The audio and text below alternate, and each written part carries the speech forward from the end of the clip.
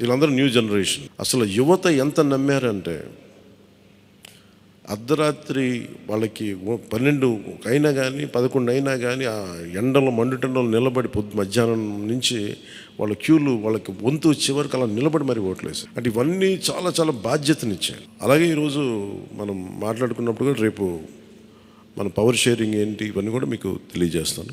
ఇది మన ప్రతి ఒక్కరికి నా ఉద్దేశం మనందరం అందుబాటులో ఉండాలి. అది మీరు మనందరం కలిపి ఒక సమిష్టిగా ఒక నిర్ణయం తీసుకుందాం, ఒక కమిటీగా ఏర్పడి ఎన్ని రోజుల్లో మనం నియోజకవర్గంలో అందుబాటులో ఉండాలి. అలాగే ప్రభుత్వానికి సంబంధించి సమస్యలకు సంబంధించి ప్రజలకి ఎంతంత ఏ అవసరాలు ఉంటే మనం ఎలా అనుసంధానం చేసుకోవాలి మిగతా మన ఎన్డీఏ పార్ట్నర్స్ తోటి. అలాగే కేంద్రంలో ఇప్పుడు మనకి చాలా చోట్ల మన నియోజకవర్గాల్లో బ్రిడ్జ్ ఒక్కసారి ఓవర్ బ్రిడ్జెస్ కానీ ఇవన్నీ కేంద్ర పరిధిలో ఉంటాయి.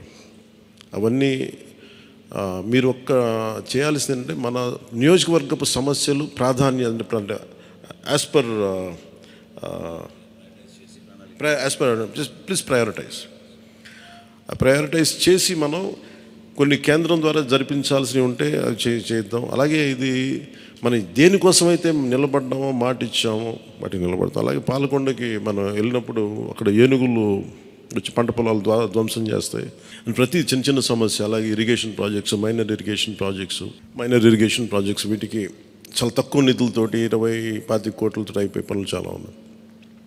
అండ్ మేజర్గా మన ఎలక్షన్స్లో మనం చెప్పింది విద్య, వైద్యం, ఉపాధి, సాగునీరు, తాగునీరు అండ్ లా అండ్ ఆర్డర్. ప్రజల మాన ప్రాణ ఆస్తుల సంరక్షణకి మనం చాలా చాలా జవాబుదారీతనంగా ఉండాలి. అలాగే మనకిచ్చింది ఇది ఎందుకంటే నెక్స్ట్ జనరేషన్ వచ్చింది, అది మనం అందరం అర్థం చేసుకోవాలి. పాత తరం రాజకీయాల్లాగా కూర్చోబెట్టి మనం పవర్ని ఎక్సర్సైజ్ చేస్తామంటే కుదరదు.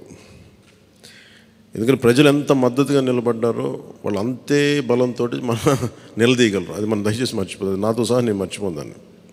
అందుకని లెటర్స్ బి వాళ్ళు ఒకసారి కోపంతో ఒక మాట మాట్లాడినా అసహనంతో అది మనం భరించాలి తప్పదు.